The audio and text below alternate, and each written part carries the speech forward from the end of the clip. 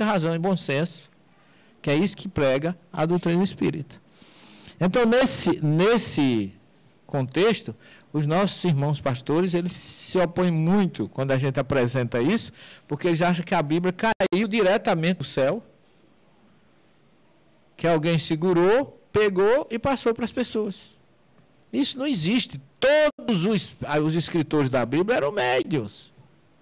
E todos tinham suas qualidades, suas faculdades e também suas dificuldades. É tanto que hoje, em Israel, depois de muito pesquisar, eu descobri uma coisa interessante. O judaísmo é a raiz de todo o monoteísmo. Mas existe um provérbio em Israel que diz assim: onde tem 2 judeus, tem 3 opiniões diferentes e 4 partidos políticos. Quer dizer, não há uma unidade, tá certo? Não há uma teologia única, de forma nenhuma. Agora imagina isso, depois de traduzido, vindo para o Ocidente. É o que nós temos hoje. Mais de 1.500 facções só dos nossos irmãos protestantes.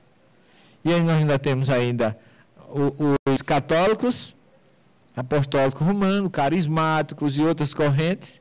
Temos a doutrina espírita, tudo dizendo cristão. Então não é fácil de você fazer isso, um bloco único. Por isso que Jesus sempre lutou pela universalidade religiosa, que é o amor. Que o amor não tem religião. Ele cabe em qualquer situação. Ok? Então, esse levantamento inicial que eu faço é para mostrar aos pastores, nossos alunos, e agora a nós, para a gente conversar com isso hoje e amanhã, sem nenhum problema, que a Bíblia não caiu do céu. Que Deus enviou, Jesus enviou, Deus não, Jesus. Ele não é o governador do planeta? Ele fez um projeto que ele começou a lançar nessas civilizações, na Mesopotâmia, na África, na Índia, na Síria, onde existia civilização, ele começou a lançar nos habitantes daquelas civilizações a semente rudimentar da faculdade mediúnica. O homem começou a descobrir que havia algo além da vida física. Mas isso não foi de graça que aconteceu isso, não. A nossa tese de pós-docto, em Ciência das Religiões, foi exatamente em cima do Messias. E a gente observa que o Messias surgiu aí. Porque o que é o Messias na visão judaica? Um guerreiro, um redentor.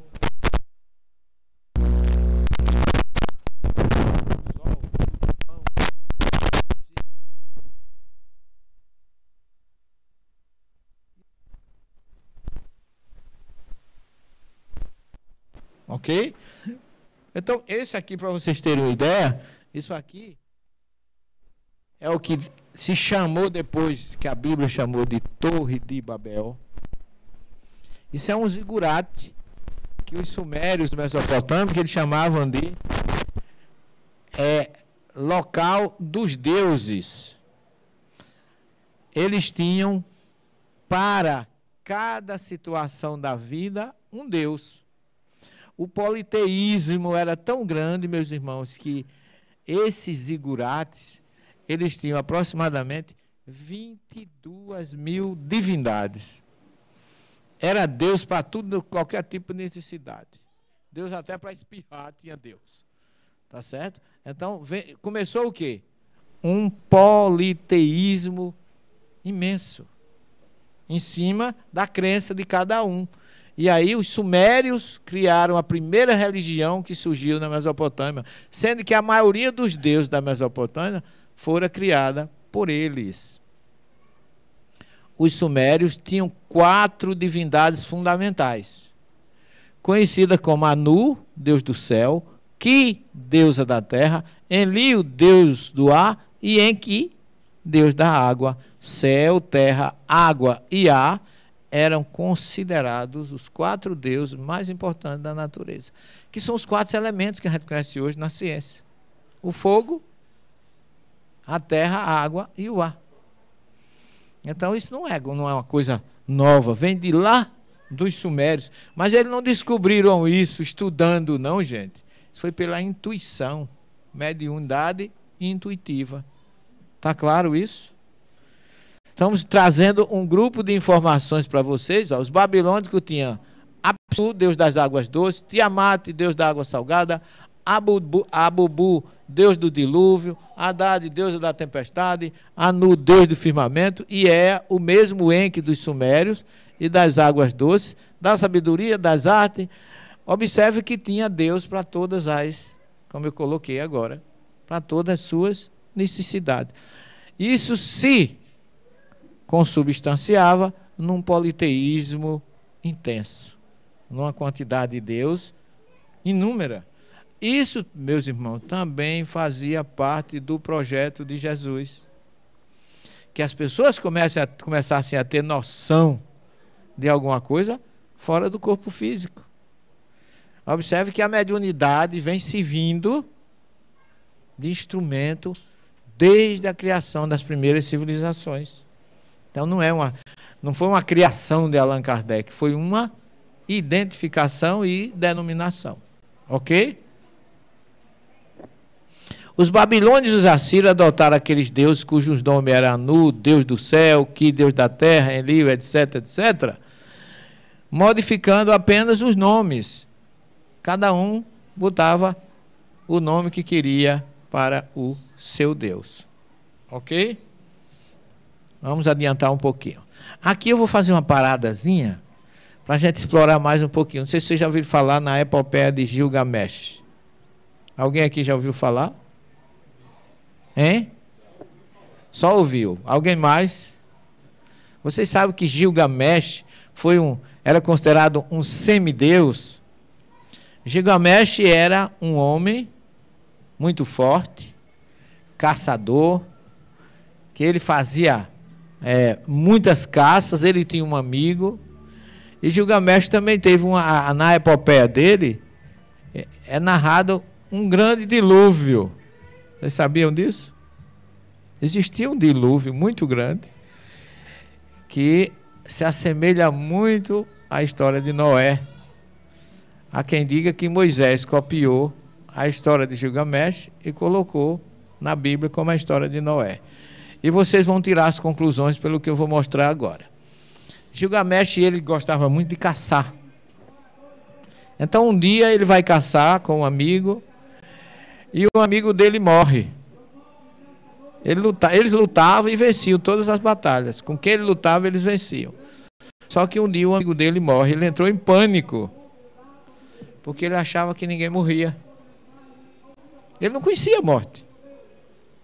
Então, o que é que acontece quando ele descobre que o amigo dele morre? Ele vai procurar um meio de não morrer, porque ele se apavorou com tudo aquilo. E Gilgamesh, através de Gilgamesh, da busca dele, é que surge o princípio da imortalidade da alma, que nós temos hoje como princípio da doutrina espírita. Porque ele buscava não morrer. Quem é que não quer viver eternamente, né? Todo mundo quer ir para o céu, mas ninguém quer morrer. É ou não é? Então esse desejo de sobrevivência ainda não é uma coisa nova. Jesus já implantou na epopeia de Gilgamesh, que é a peça mais célebre de toda a tradição literária babilônica, em linguagem elevada e de grande fôlego, conta a heróica lenda de Gilgamesh, rei da cidade de Uruk, que com seu amigo Enkidu, que é esse quem morre, selvagem, aculturado, buscou e conquistou glória. Depois, diante do cadáver do companheiro, compreende repentinamente que nada tem valor se a morte teve um dia arrancar-nos tudo. Então, a morte do amigo despertou para que ele buscasse a imortalidade da alma. Isso, gente, a Bíblia nem sonhava existir, viu? Mitológico rei de Uruk, uma das primeiras cidades da humanidade. Nesta saga, ou nessa história, o personagem central Gilgamesh se defronta com problemas básicos da humanidade, como coragem, amizade, amor, a busca pela eternidade.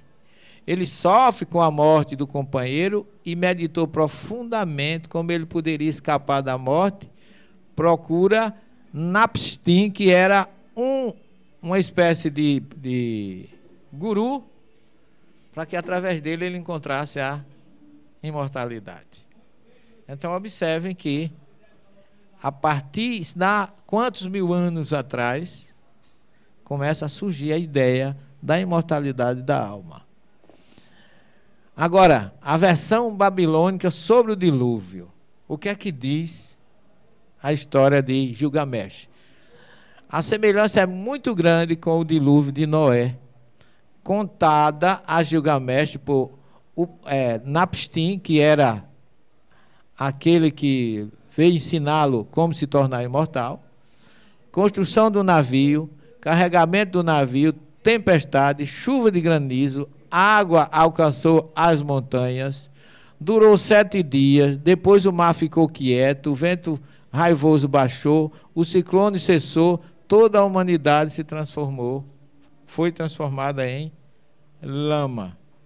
Então, é uma história que qualquer semelhança será mera coincidência com a história de Noé. E tem mais coisas curiosas, quer ver? Ó? Em 12 lugares surgiram ilhas. O navio atracou na montanha de Nissá. O de Moisés foi em Ararat, que está lá, a de Noé. No 7º dia, a montanha deteve o navio e não deixou mover-se. Ele trouxe uma pomba e libertou-a. A pomba voou, retornou, porque não tinha lugar para pousar. Libertou a andorinha, quer dizer, não tinha só pomba, tinha andorinha. O corvo também era outra ave que ele soltou. Viu as águas que baixaram, comeu, andou e não voltou. Na de Noé, quem volta é uma pomba com um galho de oliveira no bico. Aqui foi o corvo que não voltou. Então tinha... Diga, querido. Aproximadamente 10 mil anos antes da civilização, de você ter notícia de qualquer outra civilização. 3.600, mais ou menos, antes de Cristo. Aqui já é 10 mil. Então, é muito ano. Então, quando a gente traz isso, pessoal, para você mostrar isso para uma equipe de, digamos assim, de teólogos que só conhece, acha que tudo começou com a Bíblia, é um choque para eles. Para dizer que aquela ali é a história infalível, é aquela que está na Bíblia. E eu não vejo nenhum choque nisso. Pelo contrário, o que a gente vai ver agora, a partir daí, é a evolução dessas civilizações. Porque da Mesopotâmia nós temos a civilização egípcia. Estamos vendo aqui o quê? As pirâmides lá no deserto de Gizé, vizinho ao Cairo. O que são as pirâmides? Vocês sabem para que foram construídas as pirâmides? Alguém aqui já deu? Não entendi. Túmulo dos faraós. Por que é que os faraós construíram esses túmulos? Para quê? Só para eles se enterrarem? Ele se enterrava sozinho? Todos os seus pertences, com os seus escravos, seus servos, com a rainha. Para quê? Quando ele se ressuscitasse no mundo espiritual, estava com todos os seus servos para servi-lo. Então, na verdade, as pirâmides foram grandes túmulos à perpetuação da vida, imortalidade da alma, ressurreição física, trazida por quem? Pelos egípcios, que já tinham uma noção maior. Os egípcios eram politeístas? Eram. Mas foi no Egito que nasceu o monoteísmo. Queiram ou não queiram os opositores da história ou da teologia, mas foi no Egito que começou a surgir a ideia de que você podia ressuscitar. Senão eles não teriam feito essas tumbas imensas.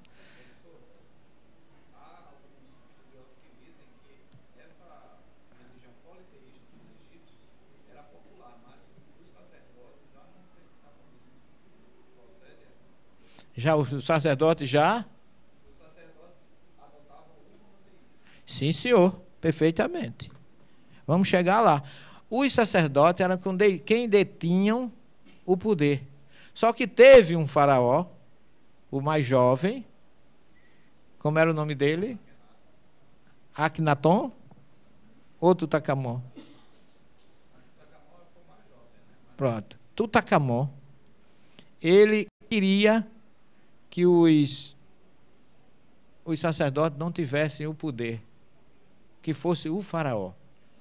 E que o faraó fosse o verdadeiro Deus. Então ele teve uma ideia de monoteísmo, de um Deus único, que transferiu-se para o Ocidente com o significado de monolatria e não monoteísmo. Mas a ressurreição, que Daniel 12:2 traz, muitos dos que dormem no pó despertarão, está lá em Daniel 12, é um princípio egípcio. Que os egípcios queriam, eles embora fossem monoteístas, mas eles tinham uma crença muito forte, e eles, segundo Emmanuel, olhe, impulsionados pela força do alto, os ciclos iniciáticos sugerem a construção das grandes pirâmides, que ficaram como a sua mensagem eterna para as futuras civilizações do orbe.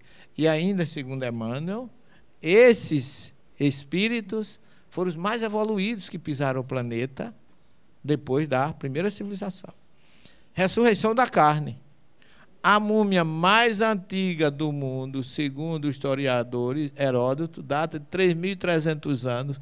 Isso para se ter uma ideia de quanto tempo existe a crença na ressurreição da carne. Quer dizer, eles acreditavam tanto que a carne ia ressuscitar, que eles mumificavam os corpos. E a mumificação naquela região, a gente acha, que processo é esse que dura até hoje? Pessoal, não tem nenhum segredo. No Egito, o ar não tem umidade nenhuma. É deserto.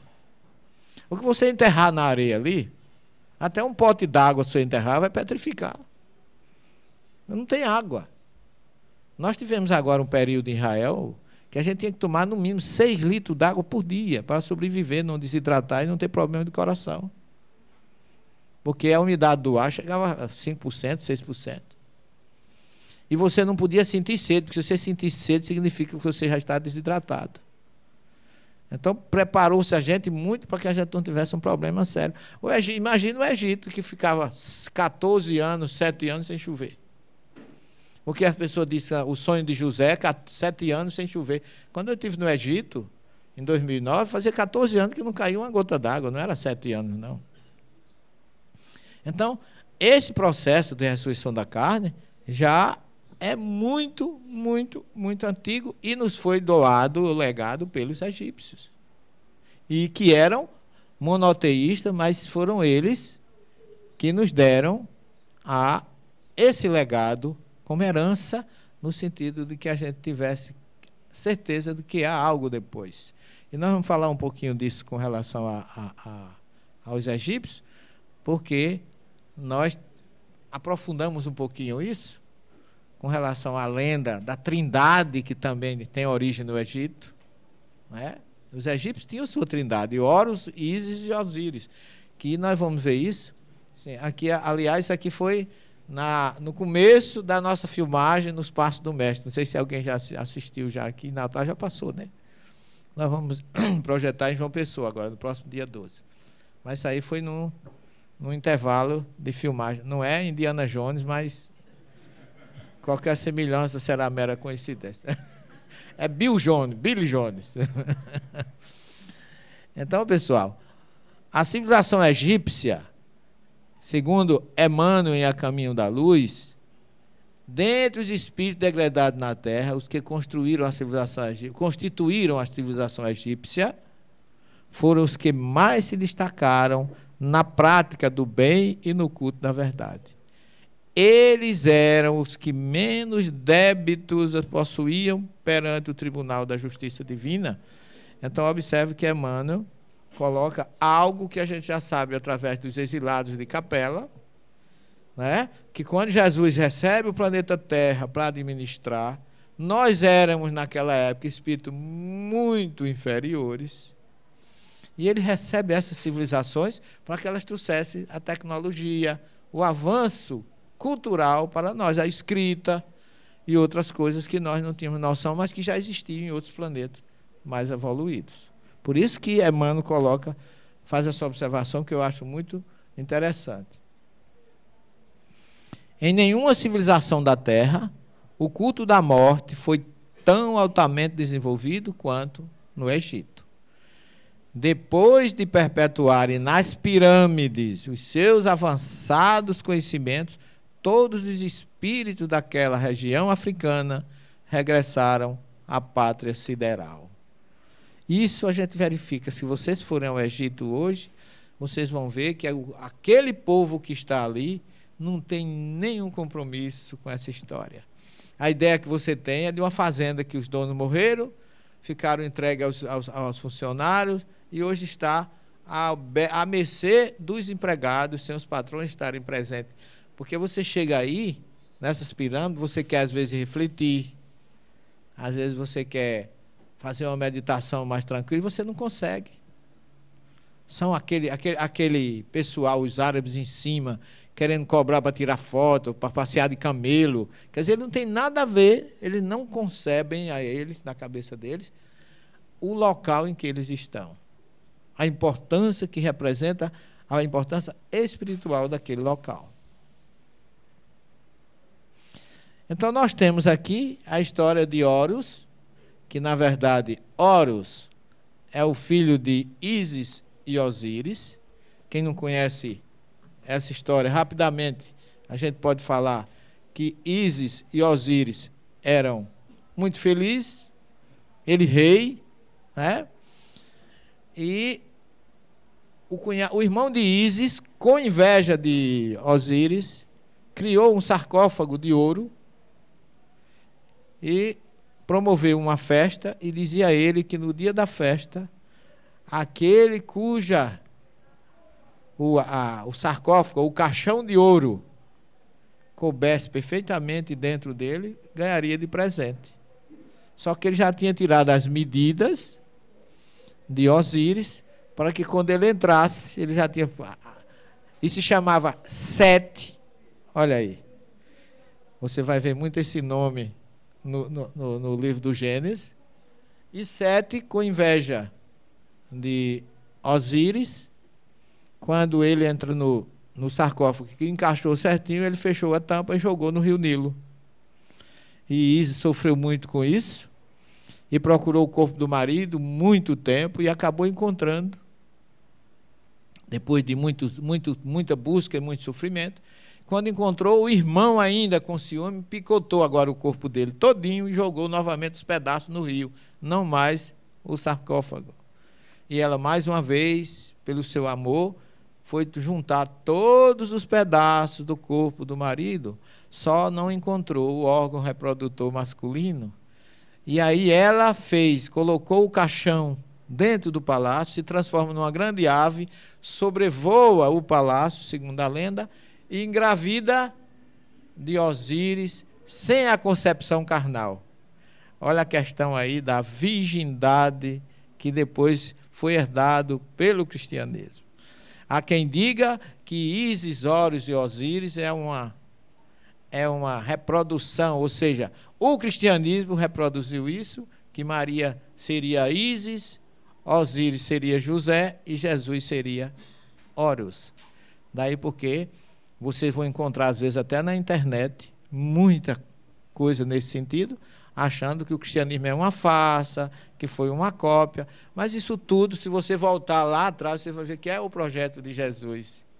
Era a ideia da espiritualidade, da mensagem que viria e da forma como muita gente entendeu erradamente.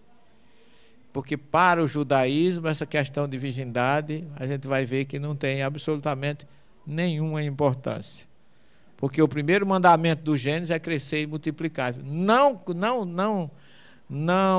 Ou melhor, ser celibatário e ser virgem é contrário à ideia do que o primeiro mandamento do Gênesis. Ok? Mas esse princípio, depois que Osíris, Ísis e Horus se reencontram, Diz a lenda que o corpo de Osíris nunca se putrefez. Ele continuou vivo e passou a ser senhor do mundo dos mortos, junto com Ísis e Horus. E agora eles passaram a julgar os mortos como Osíris.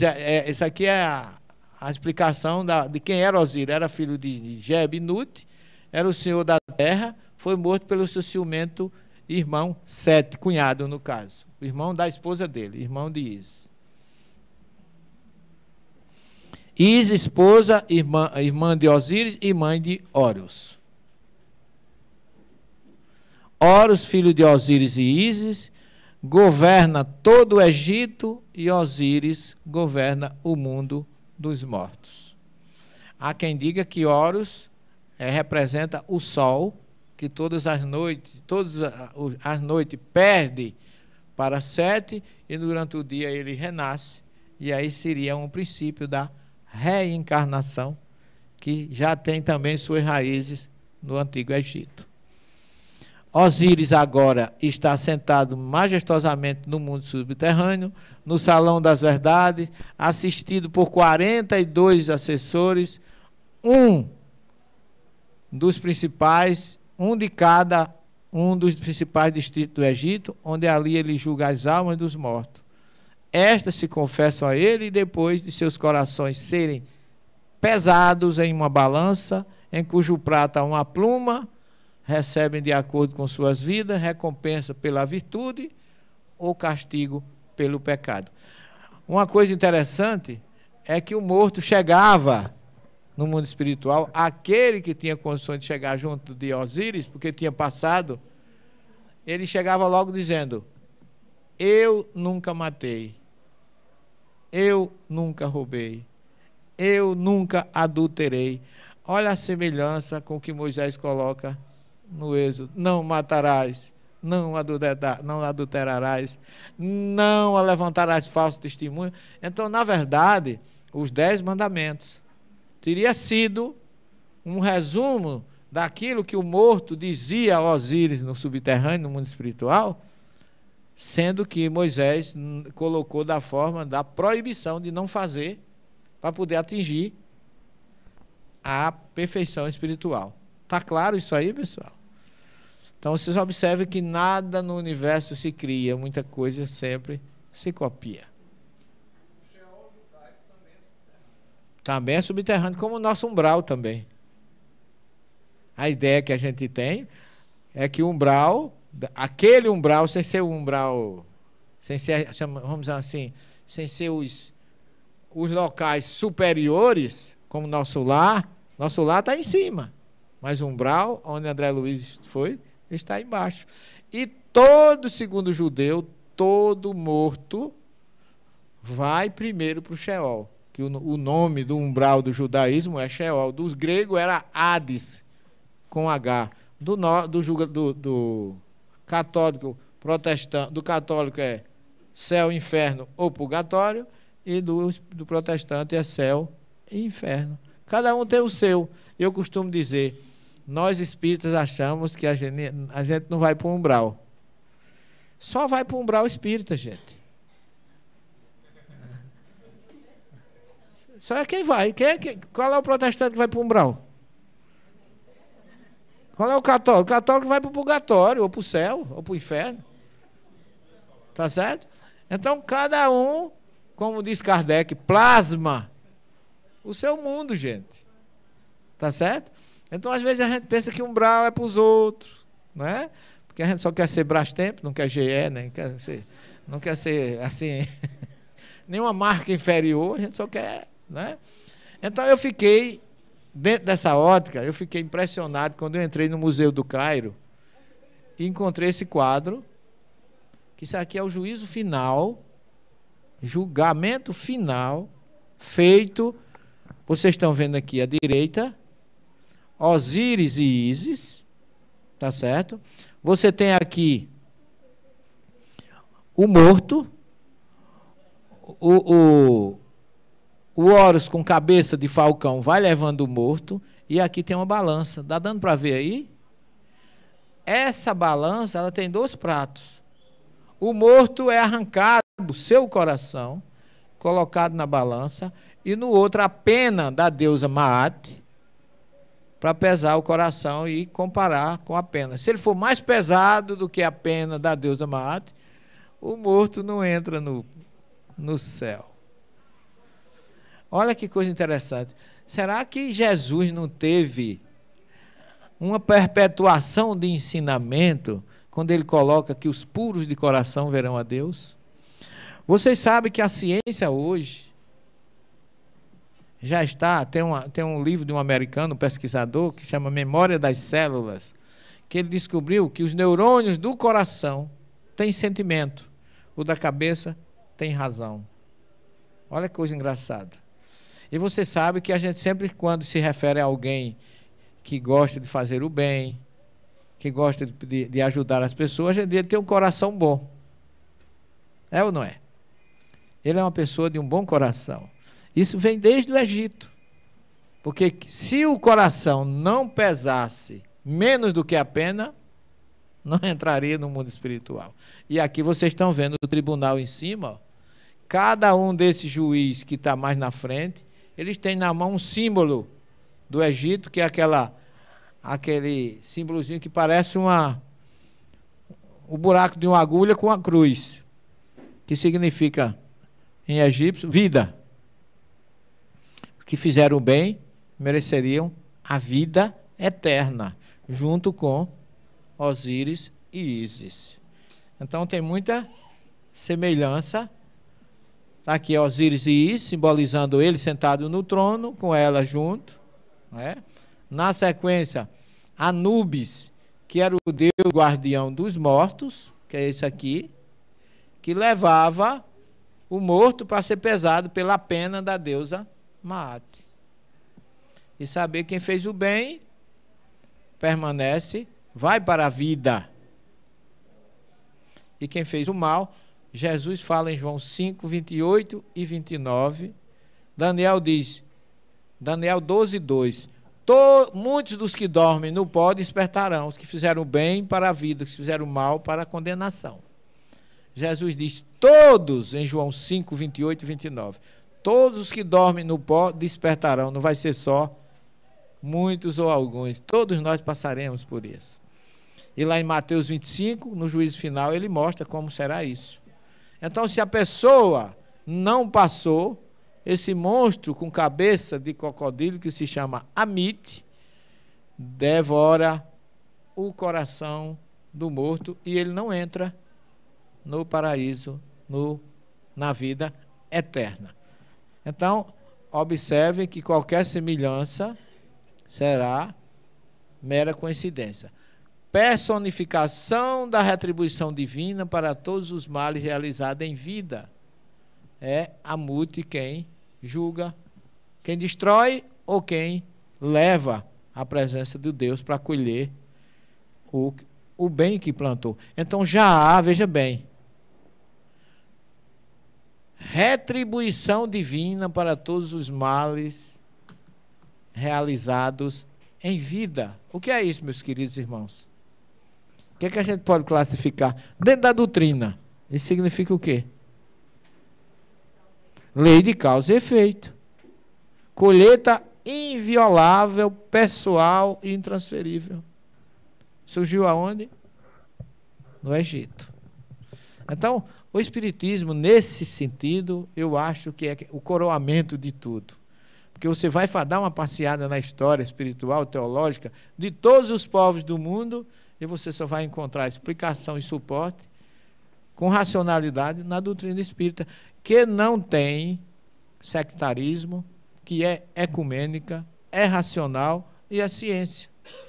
Em A Gênese, Kardec diz que se a ciência se opuser ao espiritismo, fique com a ciência. Porque um dia elas se encontrarão. Porque espiritismo e ciência nunca podem se antagonizarem.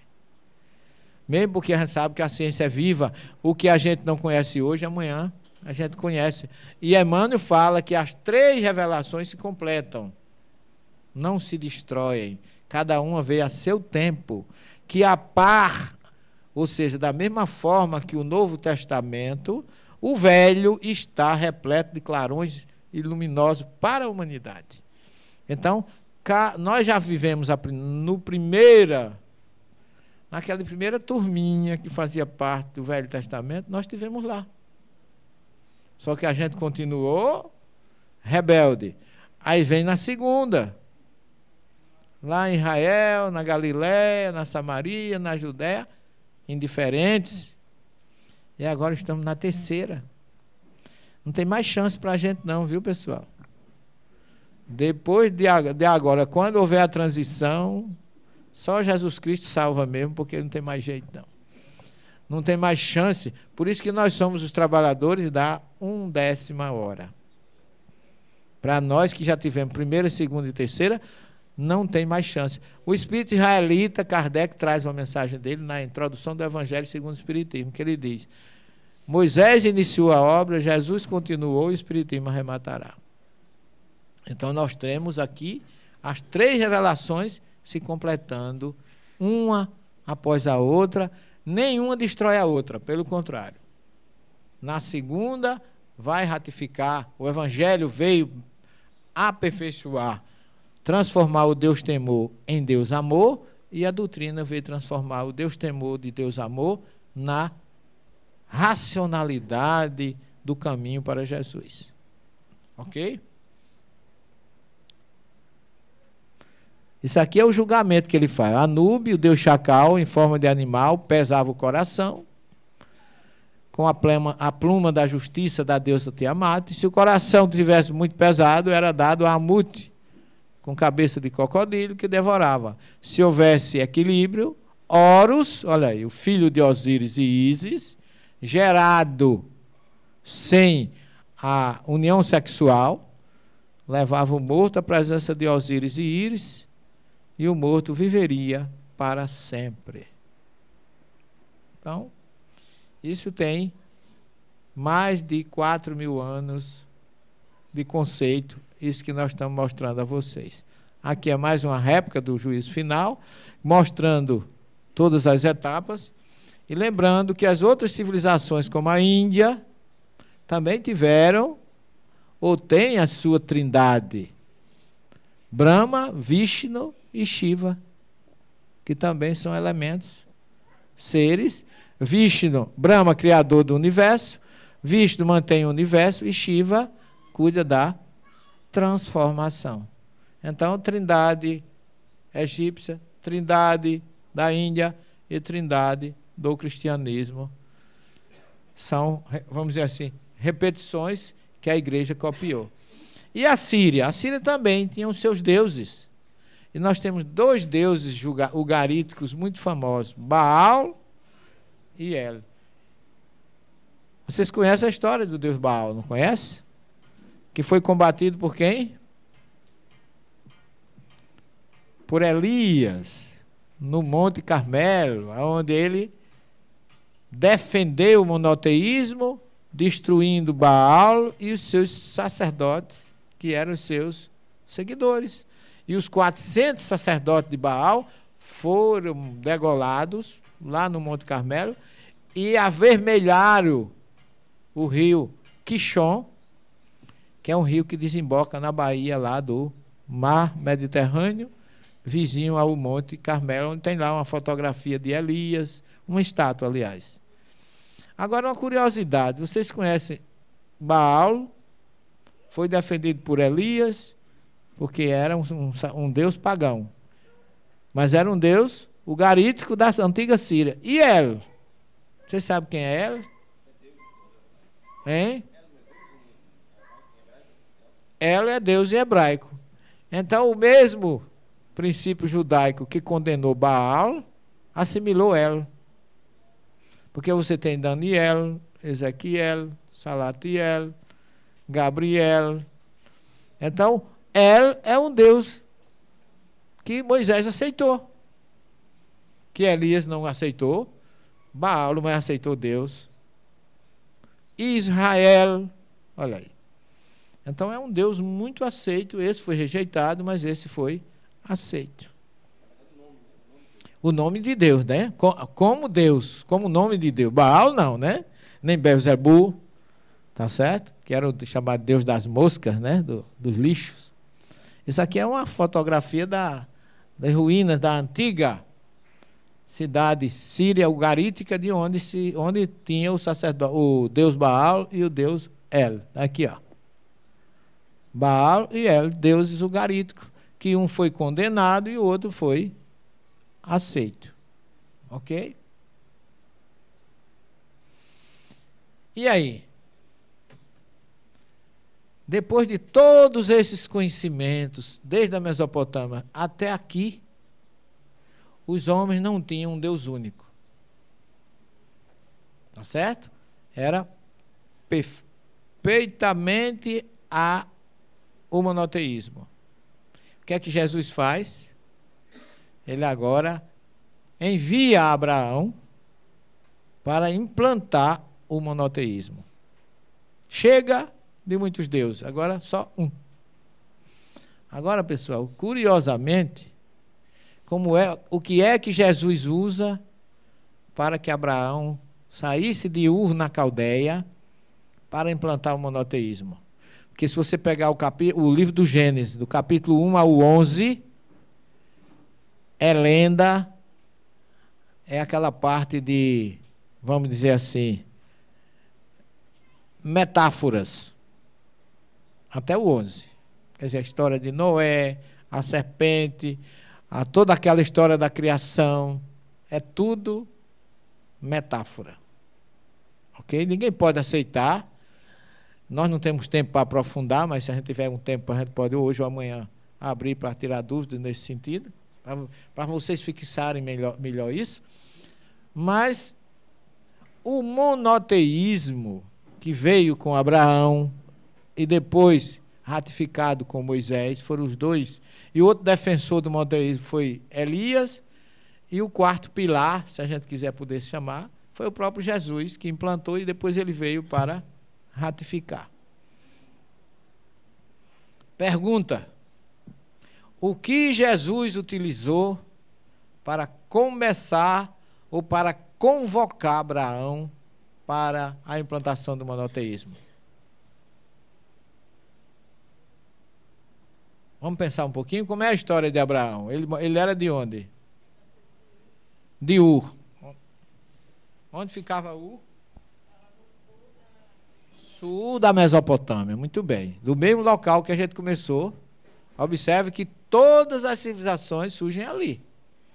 Umas mais a norte, e a última, que foi Abraão, foi ao sul da Caldeia, na cidade de Ur. Muito bem. O que é que ele usou para convocar Abraão?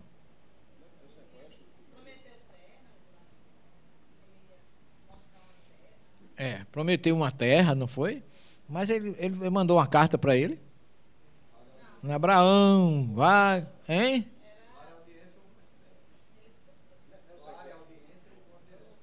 Mediunidade. Ok? Então observe que eu falei para vocês. Lá atrás vinha coisa muito politeísmo, mas ainda uma visão intuitiva. Agora não, agora foi mediunidade direta. De que tipo de mediunidade? Clare, audiência, que ele ouviu uma voz, não é? Uma voz que dizia o quê? Sai da tua terra. Só que todo mundo traduz. Como é teu nome? Vilma. Todo mundo traduz isso como sai da tua terra. Mas o verbo, Jesus usa duas expressões hebraicas. Gravem muito bem, que isso é muito importante, porque eu vou fazer as três relações. Ele diz assim: ler, lecha, em hebraico. Do verbo ir, em hebraico. Lalechet, que é ir. Que o verbo hebraico, você tem o verbo ir caminhando, que é lalechet, e tem ir através de transporte, que é lavor, ou ba, vai. Mas aí você vai, mas não vai a pé. Mas para Abraão ele usou o verbo de ir a pé. Só que ele diz, vai, ler, que é o imperativo, afirmativo, relativo do verbo ir. vai. Mas lerá, que todo mundo diz assim, da tua terra, essa segunda expressão, lerá, é vai para dentro de ti. Olha, vai, lê, sai, avança, mas avança para dentro de... Vai para dentro de ti. E o que é ir para dentro de ti? Vamos tirar essa conclusão? O que é ir para dentro de nós mesmos? Conhece a ti mesmo, já diz lá os gregos, muito bem. Mas a gente está lá muito antes dos gregos. Ele está falando de quê?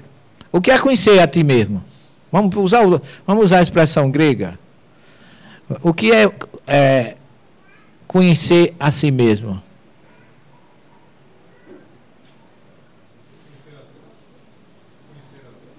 Não. Conhecer a Deus é outra coisa. Conhecer a você mesmo. Como é que você pode conhecer a você mesmo? Através de quê? O que? Conhecimento interior. O que mais? Interiorização. O que mais? Não. Usa a doutrina espírita, gente. Usa a doutrina espírita, gente. Qual é a base do livro dos espíritos? Reforma íntima. Então, a primeira coisa que Jesus pediu de Abraão foi reforma íntima. Lerá. Vai para dentro de ti mesmo. Por que é que Kardec, o Espírito da Verdade, através de Kardec, traz uma obra com 1018 questões que prega o que para a gente? Qual é o princípio básico da doutrina espírita? Conhece o Espírito pelo esforço que ele faz todos os dias para vencer as suas tendências más. Como é que a gente vence as nossas tendências más? Se auto-reformulando pela reforma íntima. A primeira revelação do planeta para o monoteísmo é a reforma íntima, gente. Que depois vem João no deserto pregando Tarrazu bater chuvar, voltai-vos para dentro de vós mesmo. O que é voltar para dentro de vós mesmo? Reforma íntima. Vem o Espírito da Verdade com Kardec pregando reforma íntima. Não existe diferença do que Jesus inocula pela clara audiência de Abraão lá em Ur, para ele sair de lá. Não existe diferença do que foi dito a Abraão ali, do que João disse no deserto e do que o Espírito da Verdade trouxe através da codificação. É a mesma coisa em épocas diferentes. Naquela época, ele não podia falar de reforma íntima, mas vai para dentro de ti. Por quê? Depois que você se reformula, gente, é que você pode sair da sua terra. Olha, eu passei o mês de março quase todo nos Estados Unidos. E eu entendi essa mensagem. Porque quando você sai do seu país, que você entra num país estrangeiro, você não tem nenhuma força, nenhum poder. Você é um número a mais. Eu fui fiscalizado nos aeroportos, por onde eu passei, como se eu fosse um traficante. Porque para aquele povo ali, o papel dele é pegar o traficante. Eu podia ser um a mais ou eu fui um a menos. Mas eu podia ser um a mais. O que significa o quê? Que para que você saia da sua terra, você tem que se desprover de poder, de prestígio, de privilégio, de autoridade, de tudo. Você tem que se prover de humildade. Então, Abraão foi aconselhado por Jesus a sair da sua terra, mas depois que ele se reformulasse. Porque através da reforma íntima, você observe que todos os grandes vultos da humanidade deixaram suas terras. Abraão saiu de Ur, Jesus saiu de onde? Saiu de Belém, vai para Nazaré, depois vai para Galiléia, não ficou na terra dele. Moisés saiu de onde? Do Egito, foi para o deserto. Jesus, antes de começar a missão dele, sai de Jericó e vai para o monte da reflexão. Quer dizer, o princípio básico das reformas humanas no planeta vem através da mediunidade. Começa com Abraão, continua com João e termina com a doutrina. Então não existe diferença entre a primeira, a segunda e a terceira revelação em princípio fundamental, em filosofia. É mudança. Então o cântico, esse canto espiritual de convocar a gente para a reforma íntima, começa com Abraão. E está terminando com o Espírito da Verdade, que foi exatamente aquele que pregou no deserto a reforma interior, gente. João volta depois como Espírito da Verdade para vir ratificar o que ele já tinha dito no deserto, antes que Jesus chegasse. Então observe que há uma linha espiritual nisso tudo, para que haja a reforma interior, que é a única coisa que a gente precisa. Quase 4.000 anos que se bate nessa mesma tecla, e é uma das coisas é o nó mais difícil de desatar, é reformular o ser humano. Porque depende dele mesmo. Enquanto ele não quiser, não há nem Santo Antônio com gancho consegue. Tem que ser algo que tem que partir de nós. Então Abraão recebe essa mesma missão, que depois passa para Moisés, depois vem Jesus, e ainda tem Maomé depois lá que não é o caso que nós estamos falando agora. Nós estamos falando já do século XIX, depois de Maomé, que é a terceira revelação, que é a doutrina espírita. Curiosamente, Abraão esteve no Egito, Moisés esteve no Egito, Jesus esteve no Egito. Todas as três revelações que nós conhecemos, de Abraão a Jesus, passaram pelo Egito, tiveram que passar lá. Abraão é convocado a matar o próprio filho em submissão à vontade de Deus, não é?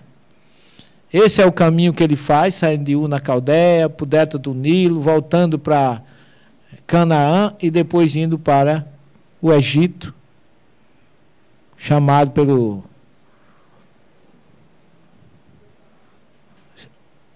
José, que foi vendido pelos irmãos, o filho de Raquel. Então você tem Moisés, você tem Jesus, você tem Maomé, e você tem, para nós, o Espírito da Verdade, através da doutrina, como revelações monoteístas de um só Deus, que começa tudo com os mesopotâmios. Moisés, desculpem, que mediunidade é essa?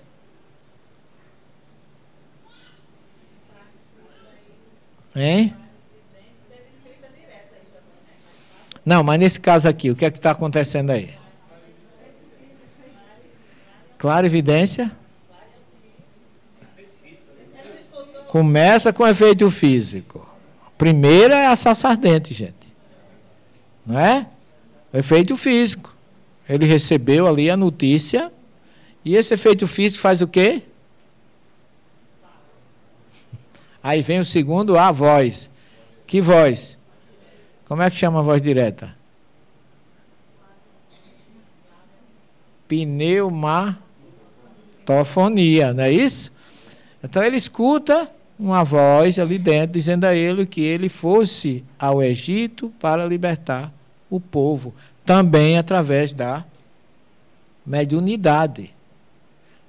Moisés recebe do mundo espiritual as leis básicas dos sinais, construindo desse modo o grande alicerce do aperfeiçoamento moral do mundo. Moisés recebe do mundo espiritual através de quem? Quem era a voz que falava com Moisés? Sim. Que pode ser a mesma coisa, não é? Tudo é projeto de Jesus. Porque Yahvé, hoje nas minhas pesquisas, lá no Gênesis 2:7, segundo Moisés, Yahvé com Elohim criaram o homem. E esse Yahvé para mim é Jesus. Ok? Então, o que é que Emmanuel está dizendo aqui, pessoal? Na verdade, Elohim, você não pode traduzir plural. Embora seja o plural de El, não é? Seria na gramática. Mas eu fiz essa pergunta a um judeu, meu professor de hebraico, mas professor, Elohim não é deuses, não é o plural de El? Ele olhou para mim e perguntou, você é monoteísta ou politeísta? Porque o judeu é assim, ele não responde você pergunta, ele já manda outra, você levanta e ele chuta na hora, né? Você é monoteísta ou politeísta? Eu disse, eu sou monoteísta, então não me venha com essa pergunta. Eu disse, sim senhor, desculpe, eu ia só passando, vi o farol aceso, me perguntar que hora era. Entendeu? Então, aí ele disse assim, olha, considere Elohim como se fosse um plural majestoso. Quando você faz um trabalho, uma tese, você diz, nós fizemos o trabalho. Quando é você mesmo quem fez. Ok? Porque Deus é único. Né? Mas isso aí tudo é questão do chamado vício de linguagem. Né? A gente não diz minhas calças, que é uma calça só, né? Mas observe que Moisés está dizendo aqui que os 10 mandamentos representam o quê? O grande alicerce do aperfeiçoamento moral do mundo, pessoal. A gente não precisaria de mais nada depois dos 10 mandamentos. Porque imagine ninguém matar, nem roubar, nem levantar falsa testemunha, nem desejar a mulher do próximo. Esse código, como ele coloca, né? Esse código não é religioso. Não pertence à religião. Não matar, não roubar, não levantar falsos, não desejar a mulher do próximo. Pertence a que religião isso? Imagina que a gente executasse isso aí, ou vivesse na prática. Talvez Jesus não tivesse precisado nem vir ao planeta. Totalmente social. Mas um social moral. Porque você não matar, não roubar, não adulterar. Imagina quantos problemas você tiraria da sociedade. Só não fazendo essas 3 coisas. Não adulterando, não matando e não roubando.